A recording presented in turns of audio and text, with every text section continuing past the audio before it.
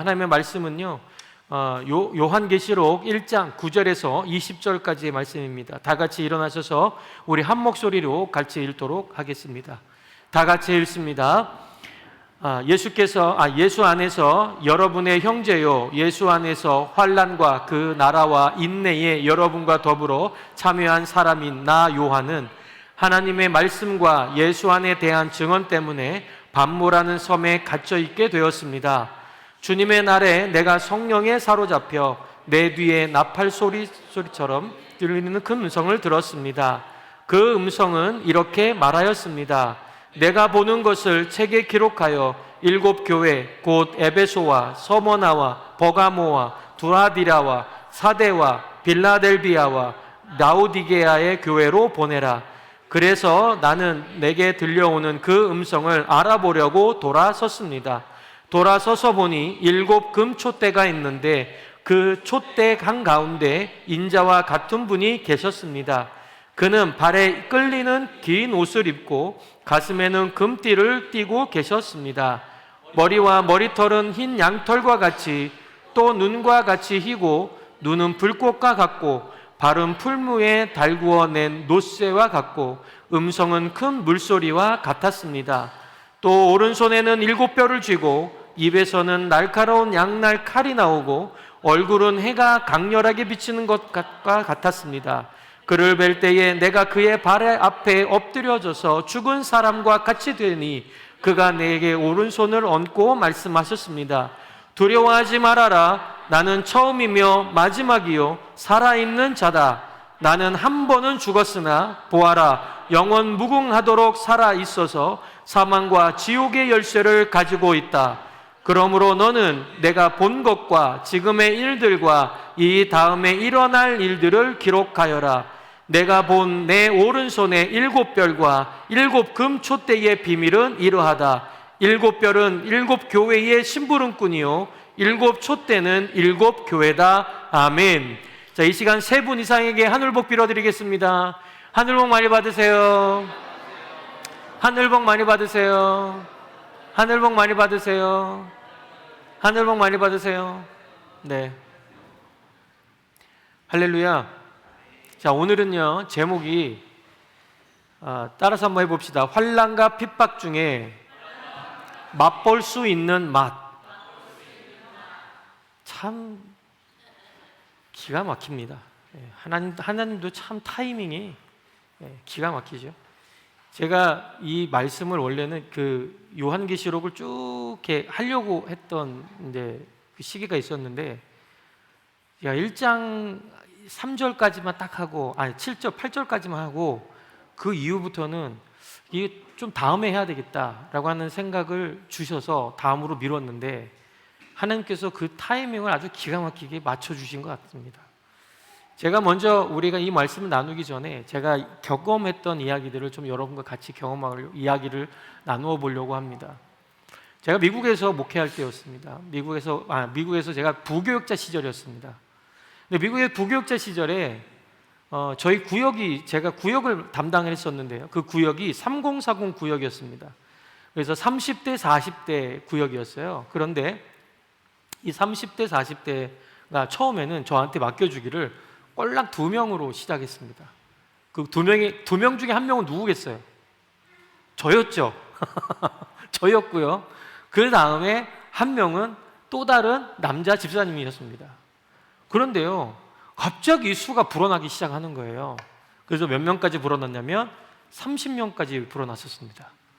근데 30명까지 불어났는데 그때에 완전히 막 착하고 막 올라가고 있는 그때에 이제 하나의 사건이 하나 있었습니다. 그게 뭐였냐면, 저희 그 구역원 중에 한 분이 캐나다 시민권자였는데, 이 캐나다 시민권을 가지면서 미국에 왔다 갔다 할 수 있는 그러한 이제 시간이었거든요. 그렇게 살아도 되는 그런 것입니다. 근데 이제 미국에서 영주권을 받아서 아이를 미국 대학에 보내려고 영주권을 취득하려고 했던 거예요.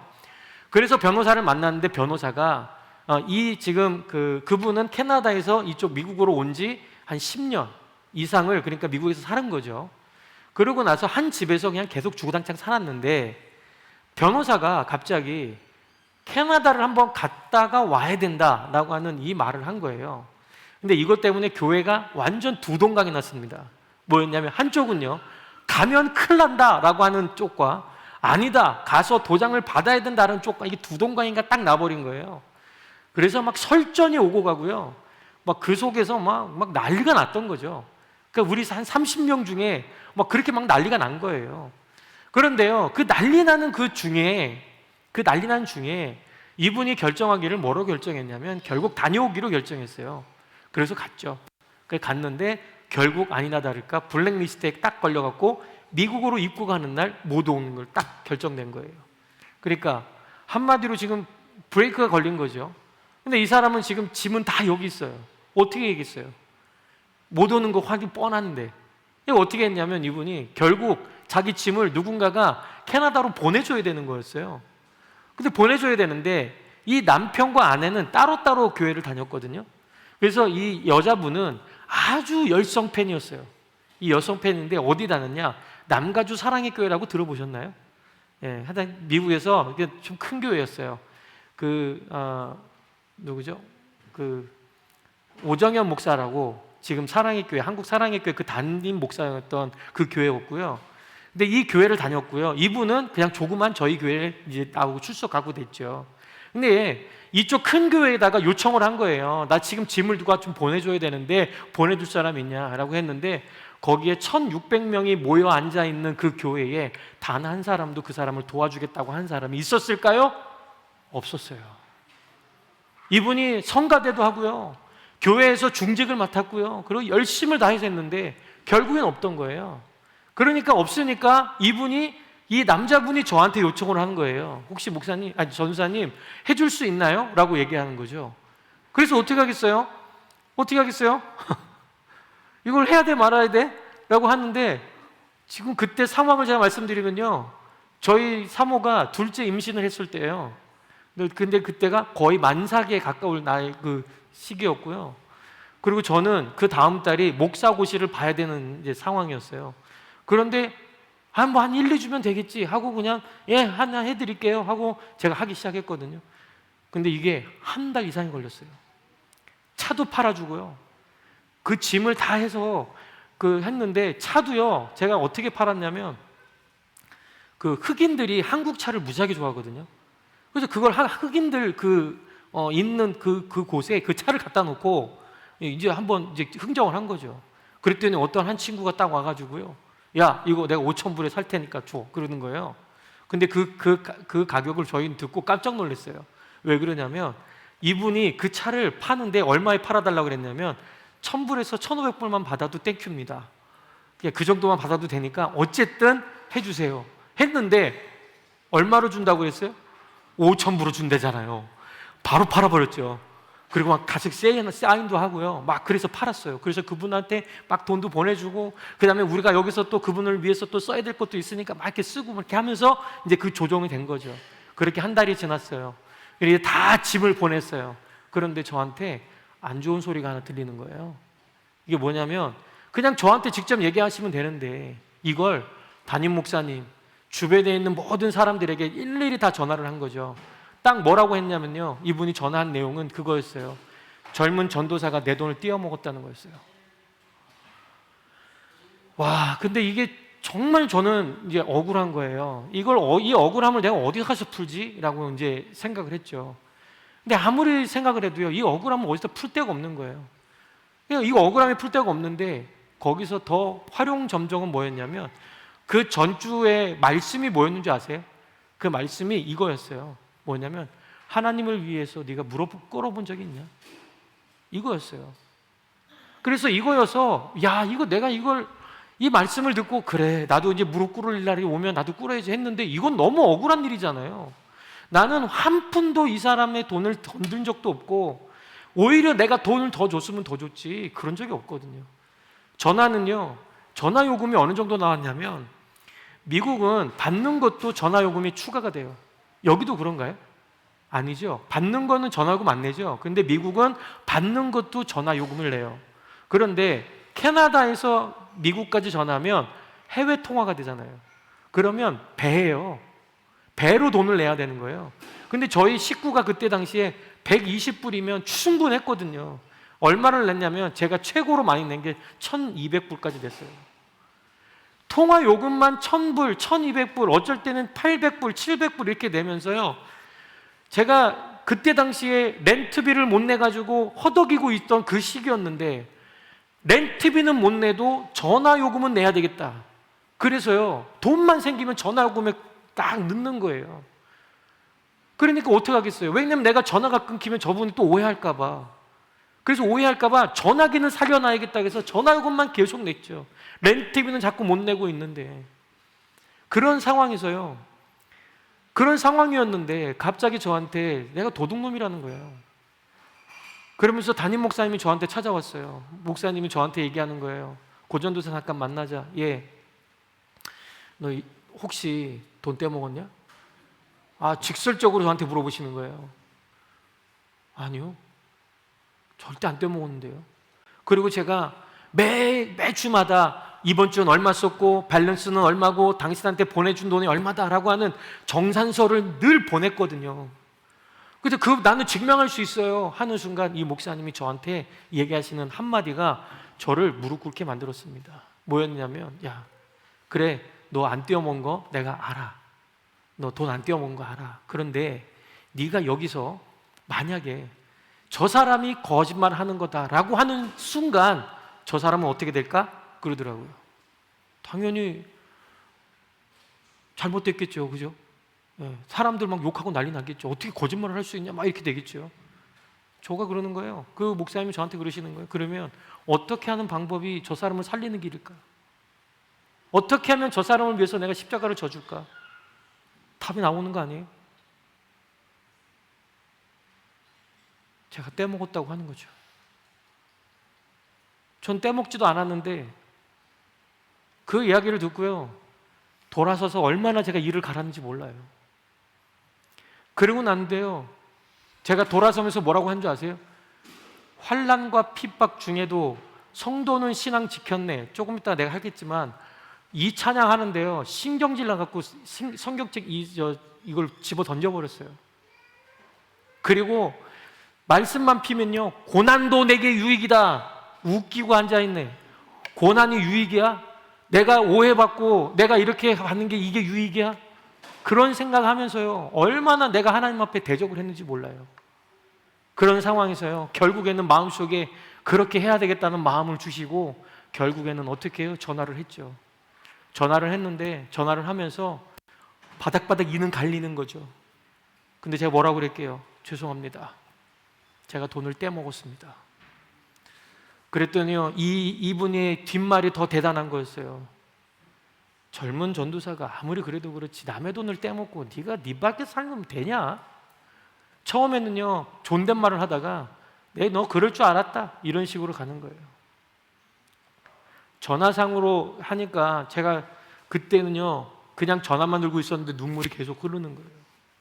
그런데도 티를 안 내야 되니까 그렇게 제가 거기에서 그분한테 10분간을 아주 그냥 무슨 소리 하는지도 모르겠지만 10분간을 전화통 붙들고 그분이 하는 설교를 제가 들었습니다.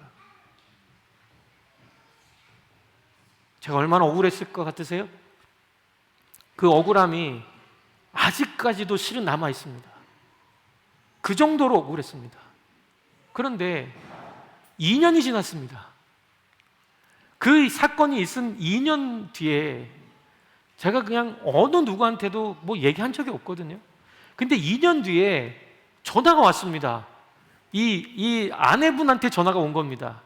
왜냐하면 이분이 먹고 살아야 되니까 열심히 살다 보니까요, 2년 동안 자기가 자리를 못 잡았는데 결국 자리를 잡게 된 거죠. 그러면서 이메일을 정리하는데 제가 보내주었던 이메일이 쫙 이게 있는 거예요. 그래서 이게 뭐야? 하고 이메일을 다 뒤져보고 그걸 빼서 보는 순간 갑자기 이분이 왁칵 쏟아지는 거예요. 뭐냐면 분명히 내가 떼어먹었다고 했는데 정산서는 안 떼어먹은 거예요. 이게 밝혀진 거예요. 결국에는 자기 남편을 이제 막 멱살을 잡았죠. 멱살을 잡았어요. 당신 무슨 짓을 한지 아냐? 라고 했더니 그 돈 어딨냐? 빨리 내놔라. 그랬더니 이거 했다는 거예요. 그 도박돈이 없어가지고요, 그때 제가 몇백 불을 보내줬거든요. 없는 곳에. 그런데 하나님이요, 결국에 기가 막힌 방법으로 그걸 갚아주시더라는 거죠. 근데 제가 뭐라고 그럴게요? 여러분들 같으면 뭐라고 하셨겠어요? 이게 해결이 안 되는데 저분이 나한테 와서 미안하다고 하는 소리가 딱 들리는 순간, 그때부터 저는 갑질해도 되지 않겠어요? 안 되더라고요. 제가 뭐라고 했냐면, 저도 울었어요. 뭐라고 하면서 울었냐면, 하나님 감사합니다. 나는 가만히 있었더니 하나님이 해결해 주셨네요. 제가 이거를 얼마나 많이 간증하고 다녔는지 모릅니다. 여러분, 신앙생활 하다 보면요, 예수님을 믿는다고 하면서 예수님을 믿어서 당하는 고난이 있을까요? 없을까요? 때로는 있습니다. 여러분, 우리가요, 정말 이렇게 사회생활 하잖아요. 그러면 여러분들 혹시 사회에서 직장 생활 하시는 분들 여기 계시겠지만, 나 교회 다닙니다, 나 예수님 믿습니다, 그렇게 당당하게 드러내놓고 생활하시는 분들, 여러분 다 그렇게 생활하시고 계시죠? 그렇죠? 아니에요?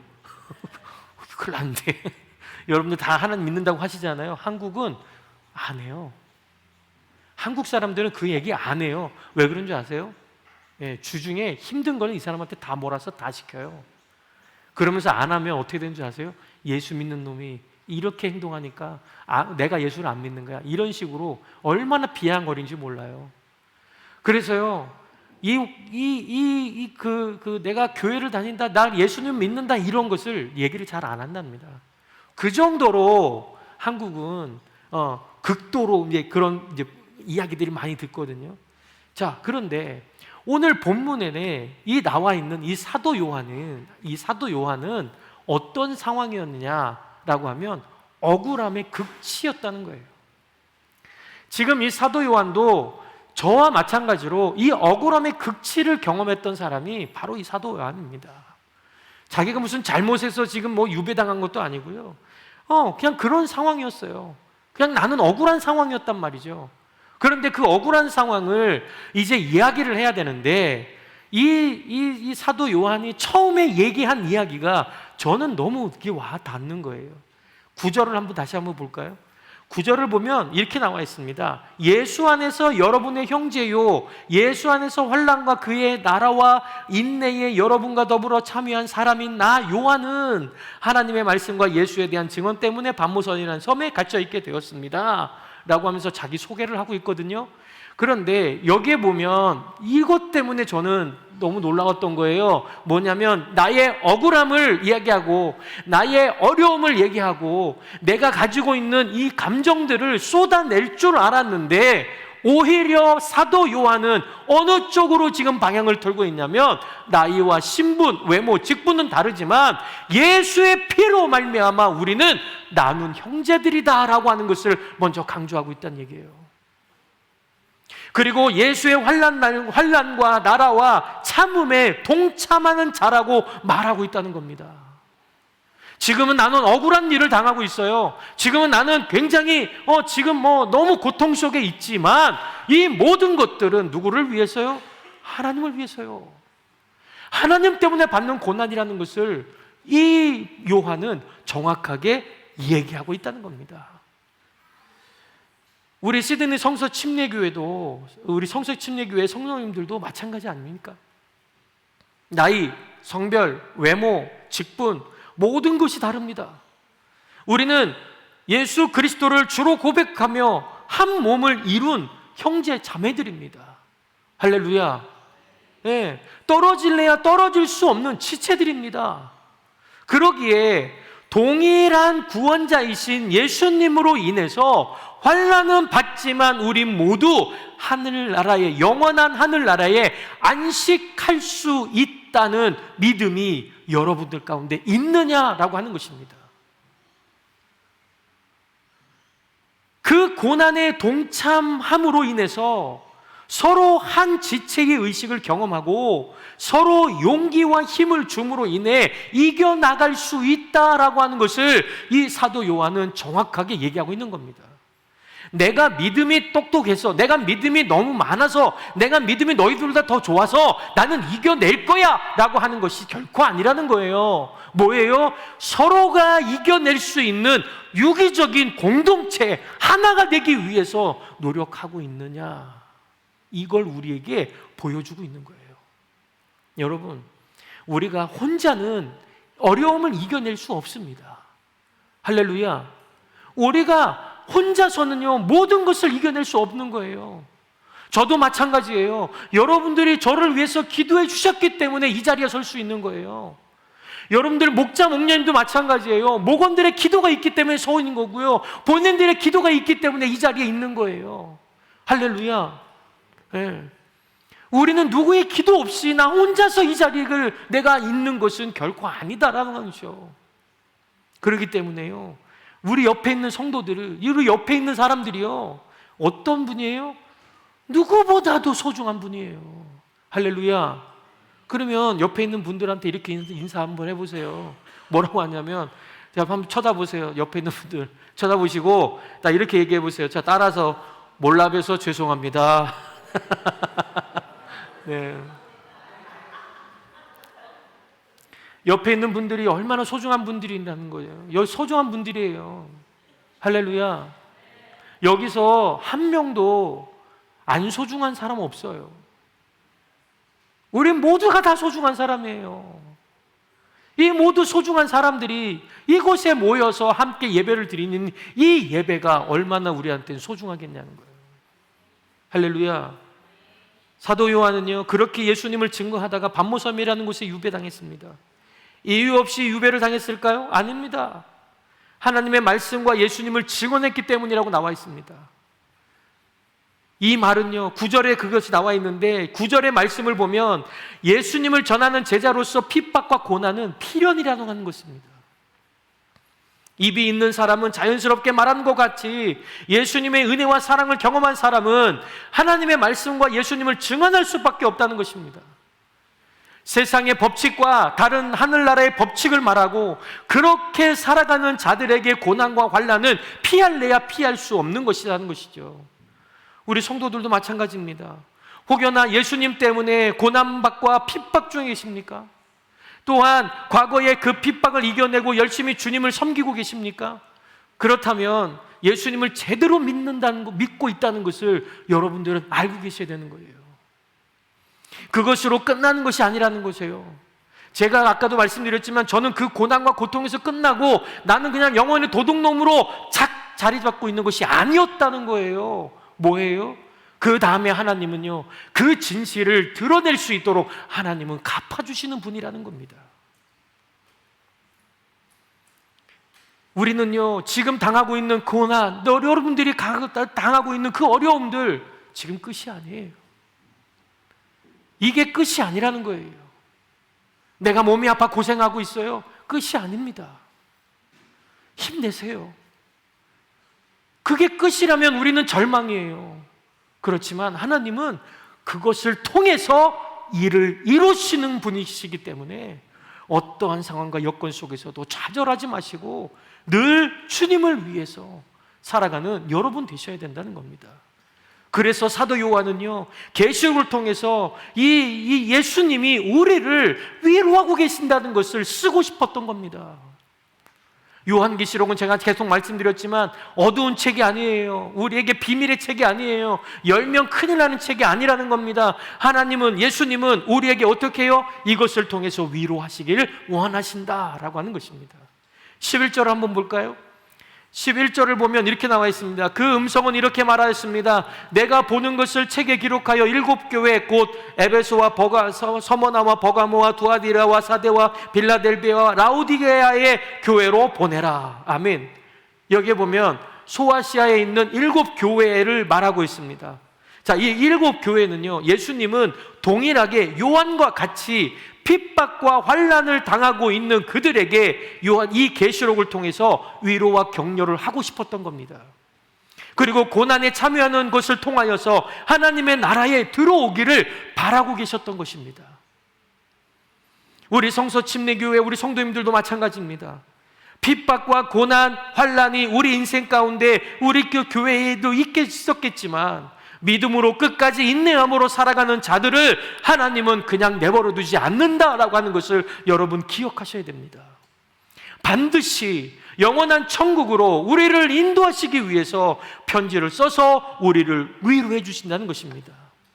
때로는 이해할 수 없는 신비한 방법들을 통하여도 격려하십니다.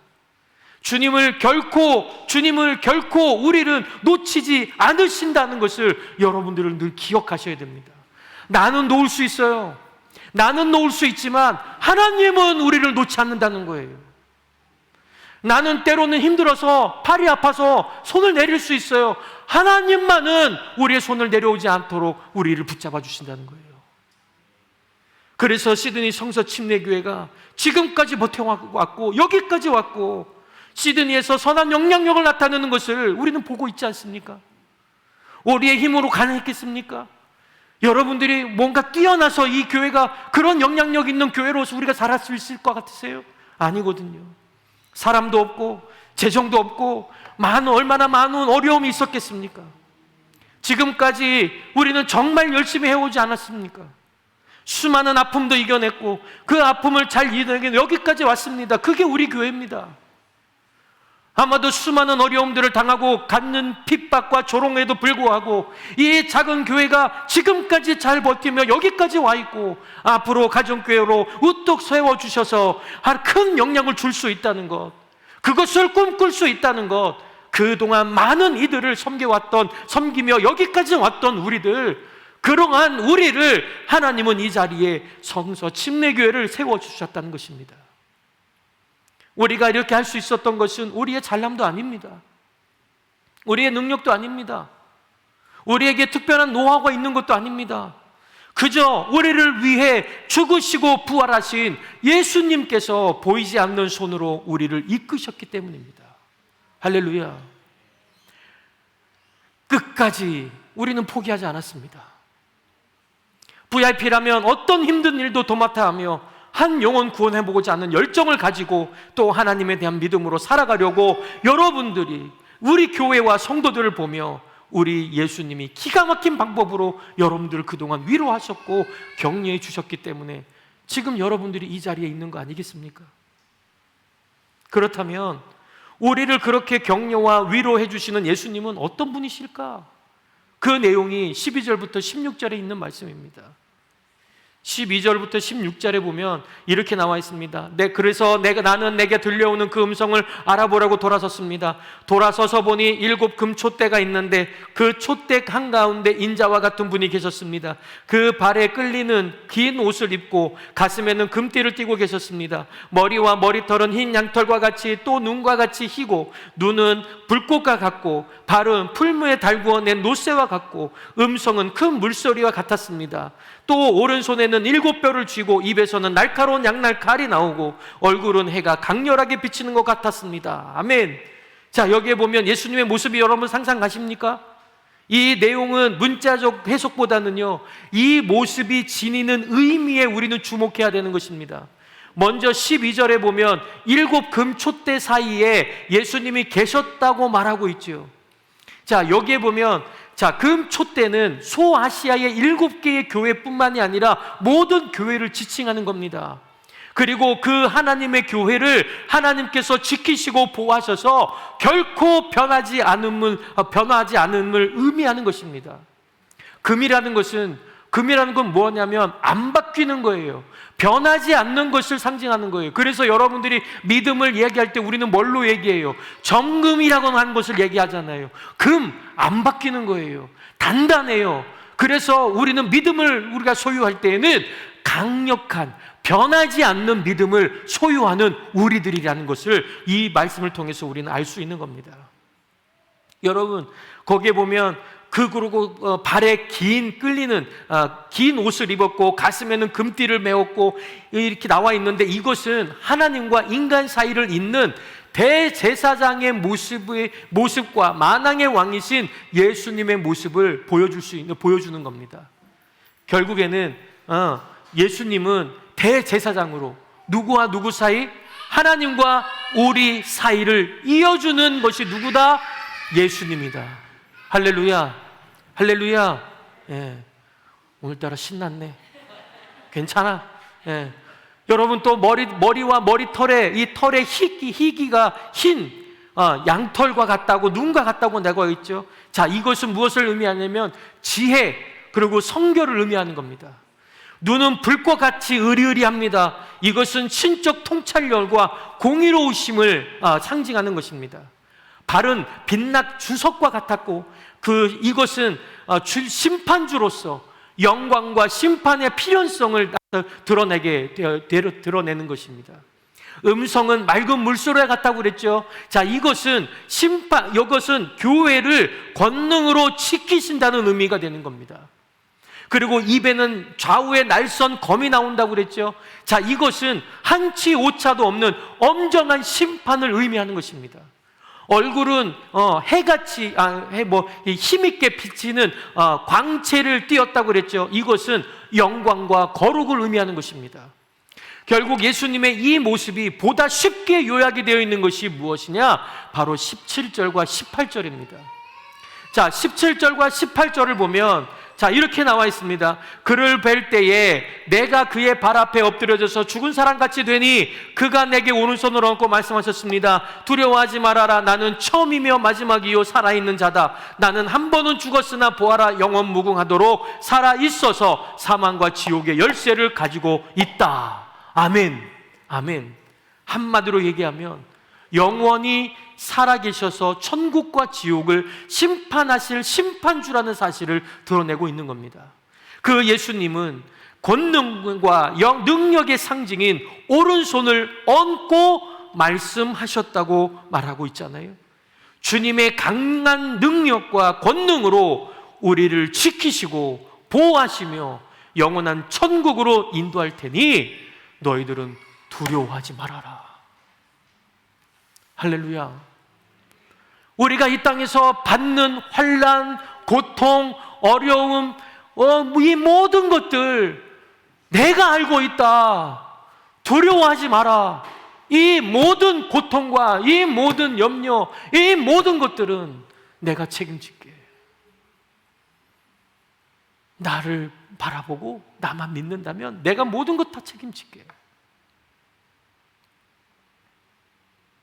우리 예수님은요, 고난과 환난, 핍박 중에도 끝까지 신앙을 지키며 살아가는 사람들을 끝까지 지키시고 보호하셔서 결국 영원한 천국으로 인도해 주시는 사실입니다.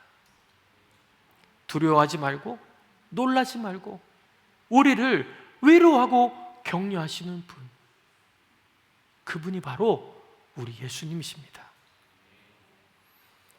환난과 핍박 중에도 성도는 신앙 지켰네. 이 신앙 생각할 때에 기쁨이 충만하도다.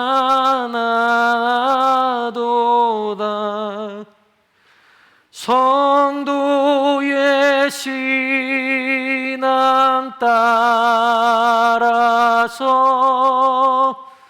죽도록 충성하겠네.